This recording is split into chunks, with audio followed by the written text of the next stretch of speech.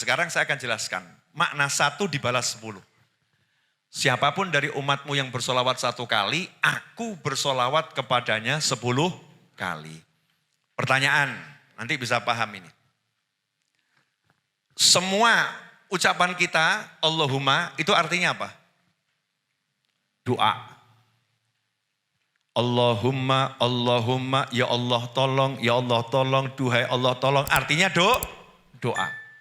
Allahumma sholli berarti kita lagi berdoa, minta sama Allah agar Allah bersolawat kepada Nabi Muhammad sallallahu alaihi wasallam. Betul semacam itu? Oke. Karena solawat ini doa, maka kualitasnya tergantung yang berdoa. Kualitas solawat itu satu orang yang satu dengan yang lain bergantung dari orang yang berdoa. Bunyi solawatnya bisa jadi bunyi solawat yang paling agung. Bunyinya, kalimatnya. Tapi kualitasnya tergantung dari orang yang bersolawat. Karena solawat adalah doa. Semakin dia dalam keadaan yang sempurna, semakin berkualitas solawatnya untuk dirinya. Semakin berkualitas. Betul? Nah, cuman hebatnya di sini. Serendah apapun kualitasmu, serendah apapun kualitas saya, Allah bilang, aku akan membalasmu.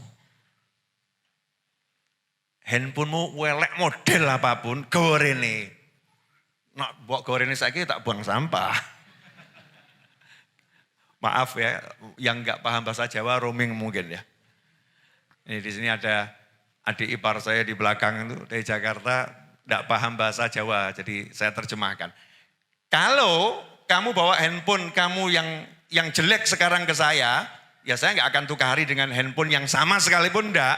Oh, titip buang sampah ya, tak buang nong sampah.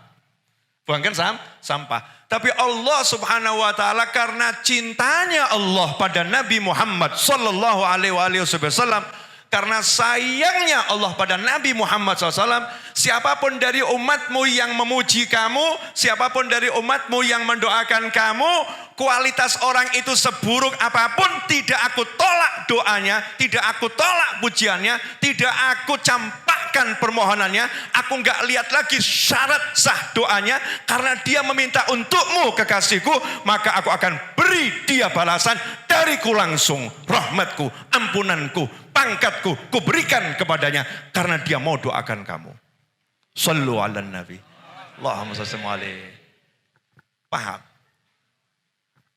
Kalau diterjemahkan gini, 1 dibalas 10 jadi paham lah. Tapi kalau diterjemahkan siapa bersolawat kepadaku 1 kali, maka dia dibalas solawat Allah 10 kali. Paham kita apa? Ngah-ngoh. Pelongo, gak paham. Oh 1 dibalas 10. Ini bahasa cinta bro. Ya. Bahasa cinta mbak. It's about love. Iki bab mahabbah. Bahasa cinta, tresno. Masalah cinta. Allah bilang pada Nabi Muhammad SAW, karena Allah ya paham kualitas hamba-hambanya ini, hamba-hambanya Allah ini, ono sing esok mangan haram ki akeh. Yang pagi makan haram, siang makan haram, sore makan haram, sholat ya banyak. Betul. Tapi demi untuk menyenangkan Nabi Muhammad SAW, syarat diterimanya doa itu kan gak boleh ada makanan haram, gak boleh ada minuman haram, gak boleh ada pakaian haram. Siapa yang tubuhnya haram berdoa sama Allah, doanya ditolak. Tapi khusus untuk sholawat, Allah tidak melihat yang berdoa, tapi melihat permintaannya untuk siapa. Permintaannya untuk siapa? Karena permintaannya untuk Nabi Muhammad SAW, kamu memintakan untuk kekasihku. Kamu panjatkan doa untuk yang kucinta. Kamu mengingat orang yang kubangga-banggakan. Kamu mengingat ciptaanku yang terindah. Kamu mengingat Rasulku Muhammad SAW. Maka ku berikan untukmu aku. Aku bersolawat kepadanya 10 kali. Gak diwakil no malaikat, gak diwakil no siapa-siapa. Aku langsung yang akan urusin kamu. Allah bersolawat padanya 10 kali, sementara Allah gak bisa dibilang dengan bilangan. Angka apa yang bisa menghitung karunia Allah? Siapa yang bisa menghitung rahmatnya Allah? No. Siapa yang bisa menghitung ampunannya Allah? Tidak bisa. Makanya ketika Allah bilang kepada orang-orang yang ikut perang Badar. Orang-orang yang pernah ikut perang Badar. Sahabat mulia yang pernah ikut perang Badar. Allah berkata, i'malu ma syi'tum fa inni qad ghafartu lakum.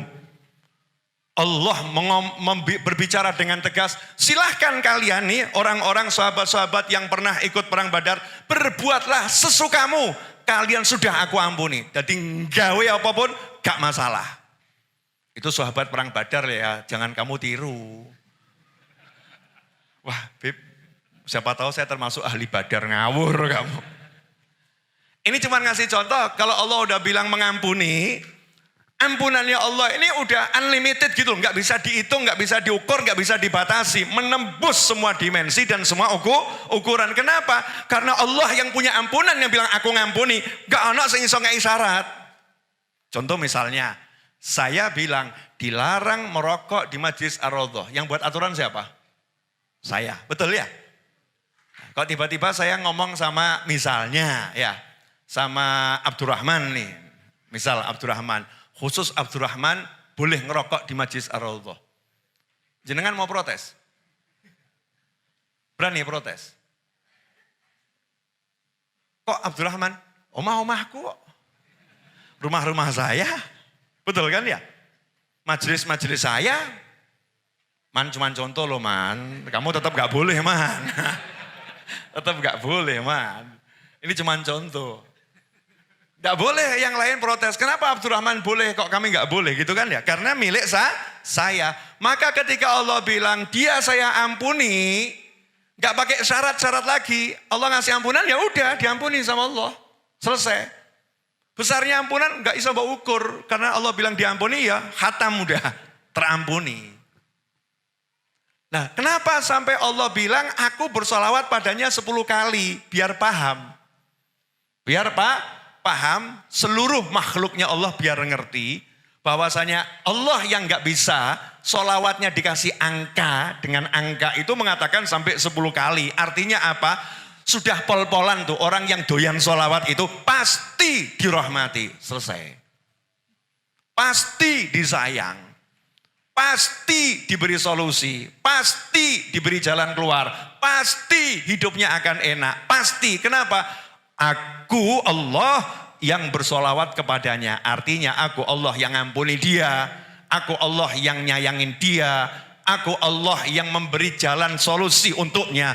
Aku Allah, aku Allah, aku Allah. Gak usah kakek mikir untuk orang yang yakin ini. Dan dia banyak bersolawat pada Nabi Muhammad SAW. Jelas sampai di sini?